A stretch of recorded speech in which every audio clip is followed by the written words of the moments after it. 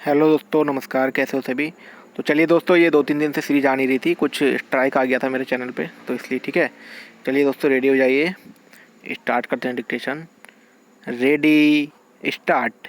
महोदय, मैं दिल्ली के संबंध में भी कुछ कहना चाहता हूँ। अब दिल्ली चूँकि केंद्र शासित क्षेत्र है और दिल्ली को केंद्र शासित क्षेत्र माना गया है, तो स्वभावतः दिल्ली वालों को यह आशा थी कि केंद्र से शासित होने से यहाँ पर उन्नति होगी और यहाँ के लोगों को कुछ सुविधा मिलेगी, संतोष प्राप्त होगा।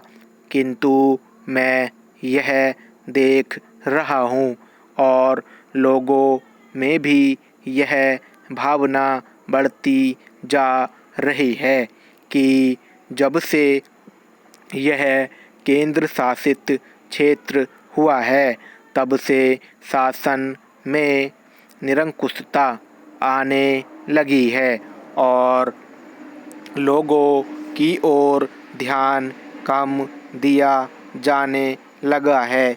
इसलिए मैं यह कहना चाहता हूँ कि दिल्ली प्रशासन के पुनर्गठन के ऊपर पुनः जोर दिया जाना चाहिए और हो सके तो उसके लिए एक समिति बैठा दी जाए और उसके लिए सोचा जाए कि दिल्ली का प्रशासन किस तरह का होना चाहिए।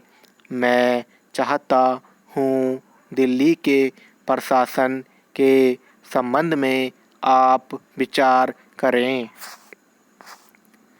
भ्रष्टाचार के संबंध में यहाँ बहुत कुछ कहा गया है।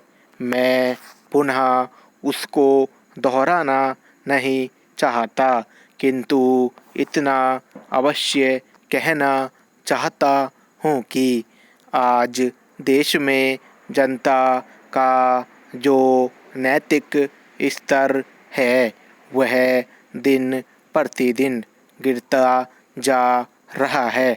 सरकार को यह सोचना चाहिए कि उनका वह नैतिक स्तर किस प्रकार उठाया जाए और किस तरह से लोगों की भावनाएं बदली जाएं, किस तरह से लोगों में अनुशासन रह सके। इसके लिए सोचना अत्यंत आवश्यक है। हम जब भ्रष्टाचार की बात कहते हैं तब यह तो सभी मानते हैं कि भ्रष्टाचार है और इसमें कोई दो राय नहीं है कि भ्रष्टाचार मौजूद है। छोटे से अधिकारी से लेकर बड़े अधिकारी तक यह फैला हुआ है। भ्रष्टाचार केवल प्रशासन में है ऐसी बात नहीं है, वरन यह लोगों में भी फैला हुआ है। जब करों की अदायगी का प्रश्न आता है तब लोग दो दो खाते बना लेते हैं और आयकर की चोरी करने का प्रयत्न करते हैं और कर से बचने के लिए भ्रष्टाचार करते हैं। जैसे बगैर दोनों हाथ के ताली नहीं बज सकती, ठीक वही बात भ्रष्टाचार के संबंध में लागू होती है। भ्रष्टाचार के निवारण के लिए जितना अधिकारियों का कर्तव्य है, उतना ही कर्तव्य जनता का है। अधिकारियों को तो सतर्क रहना ही चाहिए, क्योंकि यह जो संसद है वह कानून बनाकर उनके हाथ में दे देती है।